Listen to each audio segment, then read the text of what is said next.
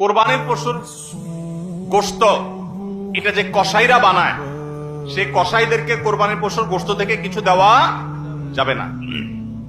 এখন আপনি বলবেন, ভাই কেমন কথা, যেই বেচারা কোরবানির পশুটা জবে করলো, সরি গোশতটা প্রস্তুত করলো, চামড়াটা ছিললো, এত কষ্ট করে বানাইলো, গোশতগুলো সব নিয়ে বাসা তুলে যাবো আর তার কিছুই দিব না, কেমন হয়? দেখতে মনে হচ্ছে এটা অমানবিক না? আসলে কাহিনী ভিন্ন। কাহিনী কি? কাহিনী হলো, কোরবানির পশু আমরা যখন জবাই করলাম বিসমিল্লাহ আল্লাহু আকবার আল্লাহুম্মা মিনকা ওয়ালাক, এটা যখন জবাই করলাম আল্লাহর নামে, তখন এই পশু আল্লাহর নামে জবে হয়ে গেছে। এটা মূলত যেটা বললাম গরিব দুঃখীকে দেওয়ার কথা।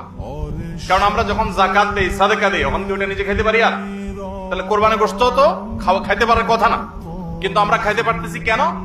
আল্লাহ তাআলা এই একটা আর্থিক ইবাদত আল্লাহ কবুল করেছেন। আমরা যখন সহিহ নিয়তে যদি করে থাকি, আল্লাহ কবুল করে এরপর বলেন ঠিক আছে তোমাকে দিলাম, তুমি খাও আমার তরফ, আল্লাহর তরফ থেকে আবার আমি খাই।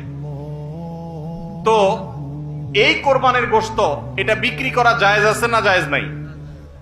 না জায়েজ। কেন জায়েজ নাই? কারণ এটা তো ওই যে আল্লাহ আমাকে হাদিয়া দিয়েছেন গ্রহণ করার জন্য, আল্লাহর নামে দিয়ে দিয়েছি, এটা আমি বিক্রি করার সুযোগ নাই। এখন কসাইকে যদি আমি গোশত দেই পারিশ্রমিক হিসাবে, তাহলে এটা একরকম বিক্রি করার মতো হয়। কিভাবে? তিনি কষ্ট করেছেন, তাকে তার বিনিময়ে দিলাম, তাহলে বিক্রি করার মতোই হলো। আমি গোশতটা তাকে একটা বিনিময় নিয়ে দিলাম, গোশত দিয়ে টাকা নিলাম, বিক্রি করা এটা, এখানে গোশত দিয়ে শ্রম দিলাম, একই জিনিস। এই জন্য এটা জায়েজ নাই। তাহলে কি করবেন?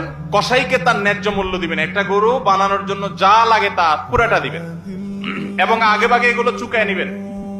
মুশকিল হলো কসাইরা জানে যে একটা গরু বানাইতে হয়তো বাজার দর অনুযায়ী সে 10,000 টাকা নিত, এখন সে 8,000 রাজি হয়ে গেছে।